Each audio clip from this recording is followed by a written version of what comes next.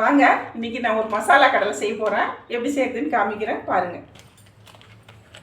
ஒரு கப்பு பச்சை வேர்க்கடலை எடுத்துருக்கேங்க. புதிய ஒரு கப் எடுத்துருக்கேன், போட்டுடலாம். அடுத்தது கடலை மாவு அதே அளவுக்கு ஒரு கப்பு, ஒரு கப்பு கடலை மாவு, அரை கப்பு அரிசி மாவு. பாருங்கள், அரிசி மாவு அரை கப்பு போட்டாச்சுங்க. அதுக்கப்புறம் ஒரு ஸ்பூன் இஞ்சி பூண்டு விழுது போட்டேங்க. அதுக்கப்புறம் பெருங்காய பொடி கொஞ்சம் போட்டால் போதுங்க, கரம் மசாலா இருக்கிறதுனால அது கம்மியாக போட்டால் போதும். மஞ்சத்தூள் ஒரு ஸ்பூன், கரம் மசாலா பவுடர் ஒரு அரை ஸ்பூன், தனித்தூள் நம்ம காரத்துக்கு ஏற்ற மாதிரிங்க. நான் கொஞ்சம் கம்மியாகவே போடுறேன், பிள்ளைங்கள்லாம் சாப்பிட்றதுனால.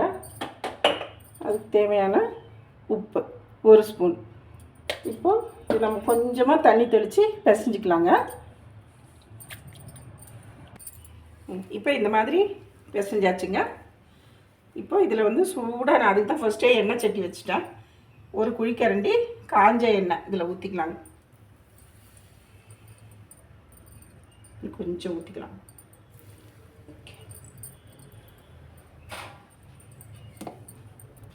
இப்போ நான் எல்லாம் போட்டு கரெக்டாக பிசைஞ்சாச்சுங்க. இப்போ நம்ம என்ன பண்ணலாம், எண்ணெய் சட்டியில் மெதுவாக அப்படியே போட்டுக்கலாங்க.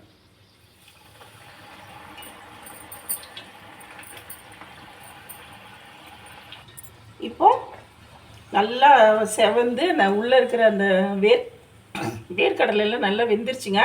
இப்போ நம்ம எடுத்துடலாம். பாருங்கள், எண்ணெய் கூட குடிக்கல பாருங்கள், நான் எந்த ஃபுட் கலரும் போடலைங்க. பாருங்கள், நல்லா ரெடி ஆகிடுச்சு பாருங்கள். எல்லாத்தையும் பண்ணிவிட்டு நான் காமிக்கிறேங்க. இப்போ மசாலா கடலை பாருங்கள் ஃபஸ்ட் கிளாஸாக ரெடி ஆகிடுச்சு.